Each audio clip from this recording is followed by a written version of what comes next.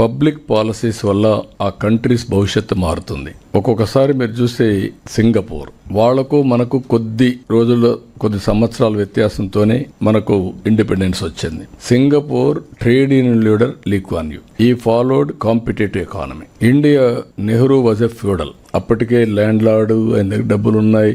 London లో Oxford యూనివర్సిటీకి పోతే ఏ గేట్ దగ్గర పోతే ఆ గేట్ కాడ కారు వస్తుంది. అంత అఫ్లూయెంట్ గా మనం డిస్కస్ చేసుకున్నాం. ఆయన ఫాలో అయింది సోషలిస్టిక్ ఎకానమీ. అక్కడి నుంచి ఇండియా 30-40 ఏళ్లు, 47 నుంచి 91 వరకు మనం కంపీట్ చేయలేకపోయాం. ఎప్పుడైతే ఎకనామిక్ రిఫార్మ్స్ వచ్చాయో అప్పట్లో మనం ముందుకు పోగలిగాం. అదే సమయంలో ఇప్పుడుండే ప్రధానమంత్రి గారు వచ్చిన తర్వాత 11వ లార్జెస్ట్ ఎకానమీ, 4వ లార్జెస్ట్ ఎకానమీకి వచ్చాం. 3వ లార్జెస్ట్ ఎకానమీకి వస్తాం. 2038కి అన్ని సర్వేల ప్రకారం 2nd లార్జెస్ట్ ఎకానమీకి వస్తాం.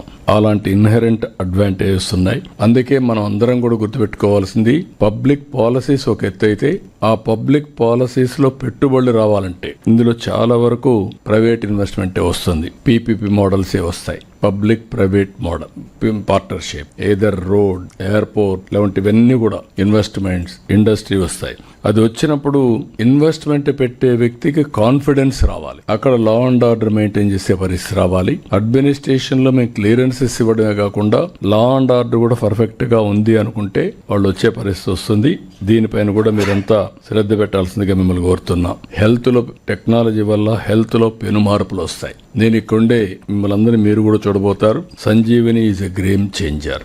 నేను 30% మిమ్మల్ని 33% క్రైమ్ తగ్గించమంటున్నా. అదే హెల్త్ డిపార్ట్మెంట్ ని 33% బడ్జెట్ తగ్గించమంటున్నా. టెక్నాలజీ ఉపయోగించి ప్రివెంటివ్ హెల్త్ కి వెళ్ళి, అదే మరి క్యూరేటివ్ హెల్త్ కి పోయి అది కూడా కాస్ట్ ఎఫెక్టివ్ గా చేసి, ఇంకొక పక్క రియల్ టైం మానిటరింగ్ కూడా స్టార్ట్ చేసి వల్నరబుల్ పేషెంట్స్ అన్ని ఎప్పటికప్పుడు చేయగలిగితే చాలా ఇంపాక్ట్ వస్తుంది.